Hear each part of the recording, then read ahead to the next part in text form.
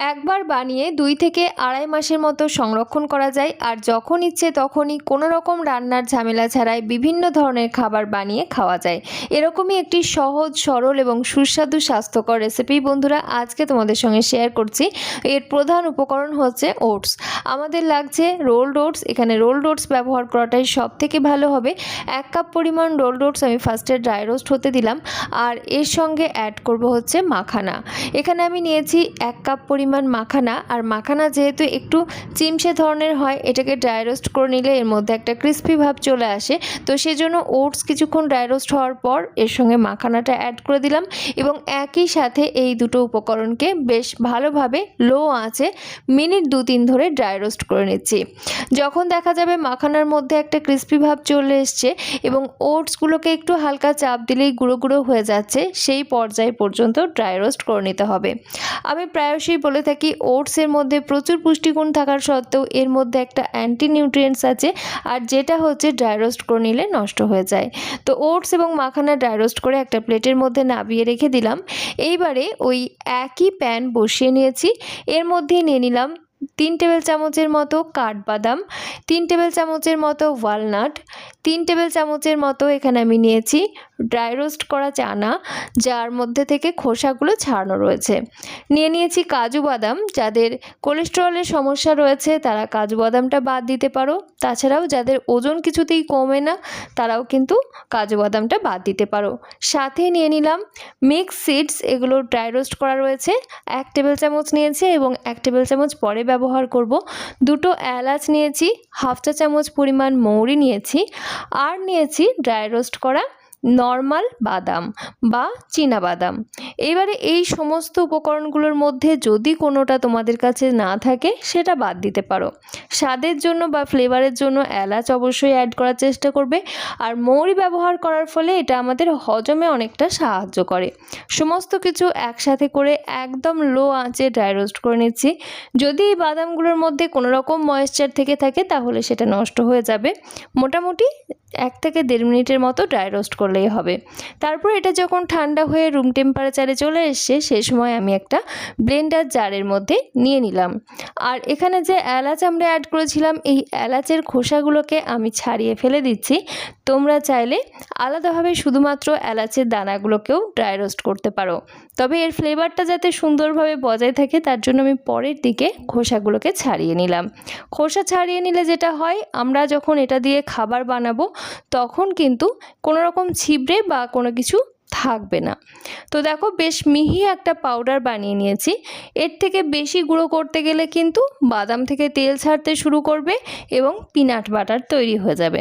তো সেজন্য এরকম একটা জাস্ট গুঁড়ো গুঁড়ো হয়ে গেলেই এটাকে আমি ঢেলে একটা পাত্রের মধ্যে রেখে দিলাম। টেক্সচারটা দেখেছো বেশ সুন্দর গুঁড়ো হয়েছে। এইবারে আমরা যে ওটস এবং মাখানা একসাথে করে ড্রাই রোস্ট করে রেখেছিলাম সেটা এখন ঠান্ডা হয়ে গেছে। এগুলোকেও ওই একই ব্লেন্ডার জারের মধ্যে নিয়ে ভালোভাবে গুঁড়ো করে একটা মিহি পাউডার বানিয়ে নেব।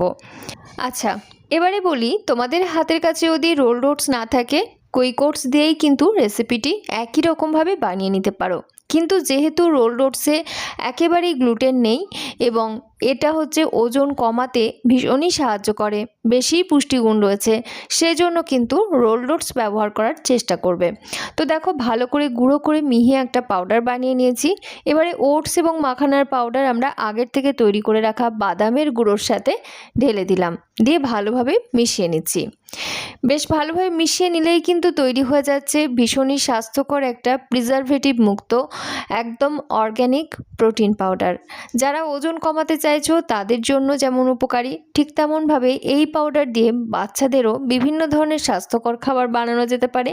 যে কোনো বয়সের মানুষকেই কিন্তু এই পাউডার দিয়ে অনেক কিছু রকমের খাবার বানিয়ে দেওয়া যেতে পারে। তাই এরকম একটা পাউডার তোমরা যদি বানিয়ে নাও দেখবে বিভিন্ন ধরনের খাবার যখন তখন ইনস্ট্যান্টলি বানিয়ে নেওয়া যাবে। আজকের এই ভিডিওতে আমি তোমাদেরকে 2 ধরনের রেসিপি বানিয়ে দেখাবো, যেগুলো বানানোর জন্য কোনো রকম গ্যাস ওভেন বা রান্নার কোনো রকম ঝামেলারই প্রয়োজন পড়বে না। একদম 1 চুটকিতেই 1 মিনিটেই বানিয়ে নেওয়া যাবে। একটা ক্লিন জার নিয়েছি, গ্লাস জার নিতে হবে অবশ্যই। তার মধ্যে এই পাউডারটাকে আমরা ঢেলে নিচ্ছি।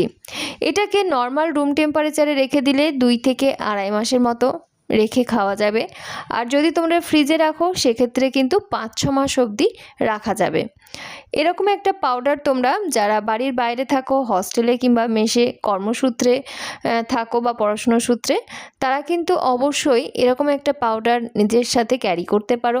সেক্ষেত্রে কিন্তু যখনই খিদে পাচ্ছে কোনো রকম খাবার অপশানের জন্য ভাবতেই হবে না, এটা দিয়ে অনেক কিছু বানানো যাবে। কি কি বানানো যাবে অবশ্যই আমি আস্তে আস্তে তোমাদেরকে বলে দেব।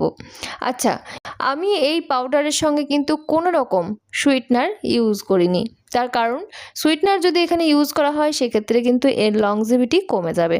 তো দেখো, এয়ারটাইট অবশ্যই হতে হবে গ্লাস জারটা। এয়ারটাইট গ্লাস জারের মধ্যে যদি এরকমভাবে তোমরা রেখে দাও তাহলে কিন্তু 2-2.5 মাস অনায়াসেই নর্মাল রুম টেম্পারেচারে ভালো থাকবে। ওটাকে রেখে দিলাম। এবারে আমাদের মিক্সিং বাউলের মধ্যে বেশ খানিকটা পাউডার রয়ে গেছে, এটা দিয়ে আমি তোমাদেরকে খাবার বানিয়ে দেখাচ্ছি। তো এখানে আমি দেখো একটা ক্লিন গ্লাসের মধ্যে প্রথমে 2-3 চামচ মতো আমাদের এই প্রোটিন পাউডার নিয়ে নিচ্ছি। এই পরিমাণটা তোমরা নিজের পছন্দ অনুযায়ী কম বেশি করতে পারো। মিনিমাম 2 চামচ, ম্যাক্সিমাম 4 থেকে 5 চামচ নেওয়া যেতে পারে, যে যেমন ডাইজেস্ট করতে পারবে। এবারে মিষ্টি স্বাদের জন্য আমি এখানে ব্যবহার করছি ডেটস পাউডার। ডেটস পাউডার কিন্তু অনলাইনে সবসময়তেই অ্যাভেলেবেল, আর যে কোনো বড় মুদির দোকানেও পাওয়া যেতে পারে। খেজুরের গুঁড়ো, তো দেখো ডেটস পাউডার আমি নিয়ে নিলাম 1 চামচ মতো। এর মধ্যে ঢেলে দিচ্ছি মিল্ক। যদি হাতের কাছে দুধ না থাকে সেক্ষেত্রে নর্মাল রুম টেম্পারেচারে থাকা জল দিয়েও গুলিয়ে নেওয়া যাবে। যদি গরম জল ব্যবহার করতে পারো সেটাও করতে পারো, যদি গরম দুধ ব্যবহার করতে পারো সেটাও কিন্তু করা যেতে পারে। যে কোনো রকম পরিস্থিতিতে কিন্তু তোমরা নিজেদের মতো তৈরি করে নেবে। জাস্ট ভালো করে মিশিয়ে নিলাম। এইবারে এর সঙ্গে আরও খানিকটা দুধ অ্যাড করে নিজেদের পরিমাণ মতো পছন্দ অনুযায়ী কোয়ান্টিটিতে বানিয়ে নেবে। বাচ্চাদের জন্য ছোট গ্লাসের 1 গ্লাস, বড়দের জন্য সারা দিনে বা 24 আওয়ার্সের মধ্যে 2 গ্লাস নেওয়া যেতে পারে। তোমরা যদি এরকমভাবে গুলিয়ে লিকুইড আকারে খেতে চাও সেক্ষেত্রে।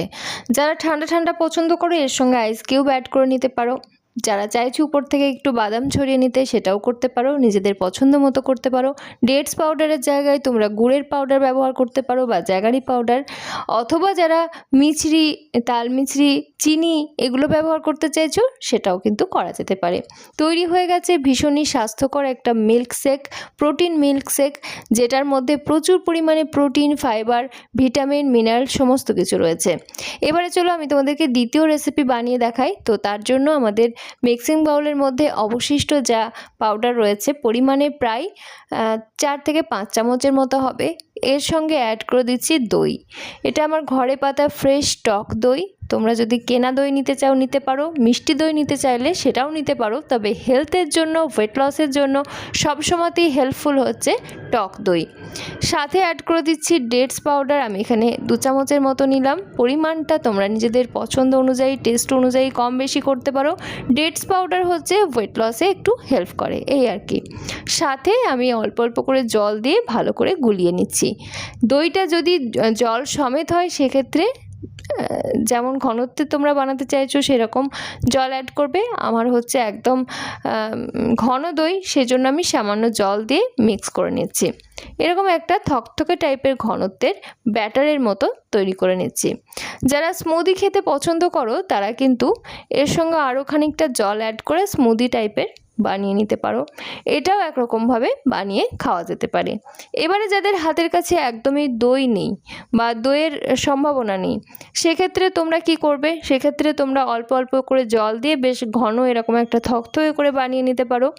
এবারে এটার সঙ্গে তোমরা নিজেদের পছন্দ অনুযায়ী ফ্রুটস ছড়িয়ে খেতে পারো।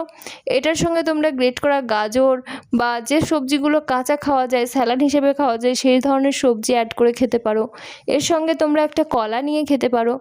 যে যেমনভাবে খুশি খেতে পারো। তবে এটা কি না, দীর্ঘক্ষণ আমাদের পেট ভর্তি রাখবে, কারণ এর মধ্যে প্রচুর পরিমাণে ফাইবার রয়েছে, এর মধ্যে প্রচুর পরিমাণে প্রোটিন রয়েছে। প্রোটিন হজম হতে অনেক বেশি সময় লাগে। তাই একবার যদি তোমরা এটা নিজের কোয়ান্টিটি অনুযায়ী খেয়ে নাও, দীর্ঘক্ষণ পেট ভর্তি রাখবে, দীর্ঘক্ষণ কিন্তু এনার্জেটিক রাখবে। হঠাৎ হঠাৎ খিদে পাওয়ার যে একটা প্রবণতা সেটাও কিন্তু থাকবে না।